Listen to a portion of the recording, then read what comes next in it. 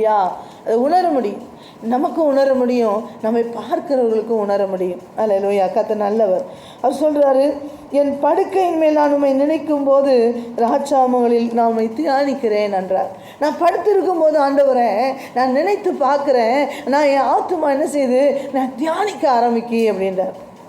தியானம் என்றால் என்னன்னா, அவர் பேசுவதையும் ஆண்டவர் விரும்புவதையும் கர்த்தர் அவர் செயல்படுவதையும் குறித்து அப்படியே தியானிக்கிறார். ஆண்டவர் அவர் பெரிய கிரியேட்டர் பாருங்கள். அவர் எப்படிலாம் அப்படி உண்டாக்கியிருக்கிறாரு, மனிதர்களை உண்டாக்கியிருக்கிறார், எவ்வளோ காரியங்களை உண்டாக்கியிருக்கிறார். அவர் அல்லவா தேவன் என்று சொல்லி ஆண்டவருடைய செய்கைகளை குறித்து தியானிக்கிறார். அவர் சொல்கிறார், நான் படுத்திருக்கும் போது ராஜாமங்களில் என் ஆத்மா என்ன செய்து உம்மை தியானித்து கொண்டிருக்கிறது என்றார். நமக்கு இந்த நாட்களில் இந்த காலத்தில் எது தெரியுமா படுத்திருக்கும் போது தியானமாக இருக்கிறது என்றால், அநேக அந்த மொபைலில் வரக்கூடிய காட்சிகள், டிவியில் வரக்கூடிய காட்சிகள், நம்ம உலகத்தில் உட்காந்து தேவையில்லாத வார்த்தைகள் பேசி கொண்டிருப்போம். ஆனால் அவைகளெல்லாம் நம்ம தூங்கும்போது தியானமாக ஓடிக்கொண்டிருக்கும். அப்படி ஓடும் என்றால் நாம் இன்னும் ஆண்டவரோடு கிட்டி சேரவில்லை, கிட்டி சேர வேண்டும்.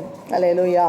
ஒருவேளை அந்த மாதிரி ஆண்டவரும் நானுமாக தான் எப்போதும் இருக்கிறோம். ஆனால் ஏன் நான் ஆண்டவரை நேசிக்கிறேன், நான் அவரை ஆராதிக்கிறேன், இந்த தாவீது சொல்வது போல நான் அவரோடு நான் அன்பாக இருக்கிறேன், அவர் எனக்கு ரொம்ப பிடிக்கும் அப்படின்னு நம்ம ஒருவேளை நம்ம சொல்லுகிறவர்களாக அந்த அனுபவம் நமக்கு இருக்கிறதா இருந்தால், அப்படி நம்ம சொல்லுவோமானால் நமக்கு விரோதமாக பல காரியங்கள் வந்து போகும். ஆனால் பல காரியங்களை அவ்வளோ ஈஸியாக நம்ம மேற்கொண்டு போக முடியும். ஒருவேளை சில கேள்விகள் இருக்கலாம். நான் அந்த மாதிரி ஒரு பிரதிஷ்டையோடு நான் ஒரு திட்டத்தோடு தீர்மானத்தோடு வாழும்போது, ஆனால் பாருங்கள், ஒரு நிலையில் இருக்க விடாதபடி எத்தனையோ வார்த்தைகள், எத்தனையோ அவதூறுகள், எத்தனையோ மனிதர்கள் எனக்கு விரோதமாக செயல்படுகிறார், இல்லாதது பொல்லாததெல்லாம் சொல்லுகிறார்களே, இல்லாதவைகள் பேசுகிறார்கள், நன்றி கெட்டவர்களாக இருக்கிறார்கள் என்று பல வார்த்தைகள் நமக்குள்ள கேள்வி பதிலாக இருக்கும்.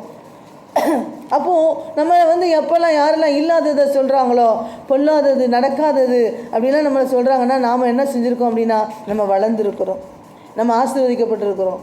யாருமே அப்படி ஒருத்தரும் சொல்லலை, என் வாழ்க்கையில் ஒரு காரியமும் கிடையாது, நான் சுமூகமாக அப்படி போயிட்டுருக்கேன், சக்ஸஸாகவே போயிட்டுருக்கேன் அப்படின்னா, அங்கே இன்னும் வளர்ச்சி வரலைன்னு அர்த்தம். அங்கே நமக்கு இன்னும் வளர போகிறது இல்லைன்னு அர்த்தம். நம்ம எப்போது நமக்கு விரோதமாக பேசுகிறாங்களோ, எப்போது நமக்கு நன்றி கெட்டவர்களாக இருக்கிறார்களோ, அப்போது நம்ம என்ன இருக்கிறோம்னா, நம்ம இன்னும் வளர போகிறோம் அப்படின்னு அர்த்தம். நம்ம இன்னும் ஆசீர்வதிக்கப்பட போகிறோம்னு அர்த்தம். நம்முடைய காரியங்கள் ஜெயமாக இருக்க போதுன்னு அர்த்தம். நாம் இல்லை, அப்படிலாம் ஒன்றுமே கிடையாது, எனக்கு யாரும் அப்படி எதிரி கிடையாது, ஒருத்தரும் என்னை யாருமே எதுவும் சொல்ல போகிறதில்ல, நான் எல்லாம் அப்படி பர்ஃபெக்டாக இருக்குது அப்படின்னு சொன்னால் இன்னும் வளரலை, அது அமைதியாக இருக்குதுன்னு அர்த்தம்.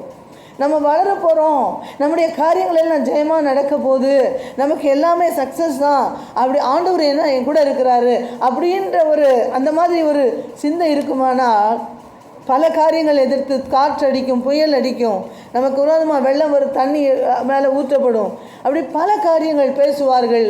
அப்படி ஆனால் நல்லா புரிந்து கொள்ளணும், அப்போது நாம் என்ன செஞ்சுருக்கோம், ஆசீர்வதிக்கப்பட போகிறோம். அல்லேலூயா. அப்படியான அந்த மாதிரி நிலை வரும்போது தூங்கி கொண்டிருக்கும் போது அவர் சொல்கிறாரு, நான் தூங்கி கொண்டிருக்கும் போது ராஜாமத்தில் இருந்து நான் உம்மை தியானிக்கிறேன் என்றார். அல்லேலூயா. நாம் அப்படி தூங்குகிற போது அவரை தியானிக்கிற அந்த ஒரு அனுபவம் இருக்குது பாருங்கள். இந்த உலகத்தில் பேசப்படுகிற வார்த்தைகள், பொல்லாத நாவுகள், பொல்லாத மனிதர்கள், பொல்லாத பேச்சுவார்த்தைகள், இந்த பொல்லாத ஆவிகள், பிசாசுடைய கிரியைகள், சத்துருடைய கிரியைகள், பில்லி சூனியத்தின் ஆவிகள், மந்திரவாதத்தின் ஆவிகள், இவைகளெல்லாம் என்ன செய்யும் அப்படின்னா, அவைகளெல்லாம் அது நம்மக்கிட்டேயே வர முடியாது, நமக்குள்ளே செயல்பட முடியாது, அப்படியே நிற்கும், அப்படி நடுங்கும். ஏன்னா ராஜாமத்திலே நமக்கு என்ன ஓடிட்டுருக்குன்னா, நான் உண்மை குறித்து தியானிக்கிறேன்றார். இந்த அனுபவத்தை நம்ம வாழ்க்கையில் கொண்டு வரும்போது நமக்குள்ளே என்ன இருக்கும் அப்படின்னா, ஈஸியாக இந்த உலகத்தை ஜெயிக்க முடியும், இந்த உலகத்தை ஜெயிக்க முடியும், பெரிய பெரிய காரியங்களை சாதிக்க முடியும். கர்த்தர் நல்லவர். அப்படிப்பட்டவங்களை தேவன் தேடிக்கொண்டு இருக்கிறார். அப்படிப்பட்டவர்களுக்கு தான் இந்த பாக்கியம் கிடைக்கும். இந்த சபையில் நாம் ஆண்டவரை தேட வந்திருக்கிறோம் அப்படின்னா, கர்த்தரை ஆராதிக்க வந்திருக்கிறோம் அப்படின்னா, அந்த பாக்கியம் நமக்கு இருக்குது. இன்றைக்கி அநேகர் ஞாயிற்றுக்கிழமைகளில் டிவி முன்னாடி அல்லது எங்கேயோ நிறைய அங்கே இங்கே ஷாப்பிங் போகிறது, அங்கே போகிறது, இங்கே போகிறது இருப்பாங்க.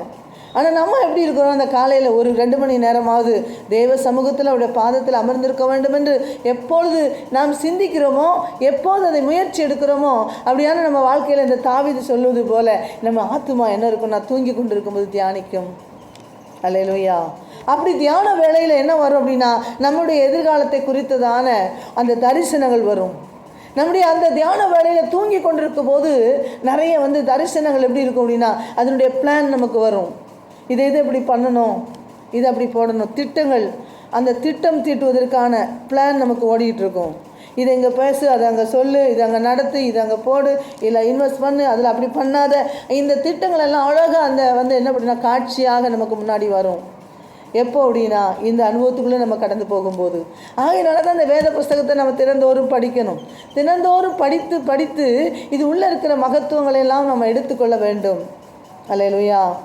கர்த்தர் நல்லவர். கர்த்தர் தாம் இந்த சங்கீதங்களை கர்த்தர் ஆசீர்வதிப்பாராக.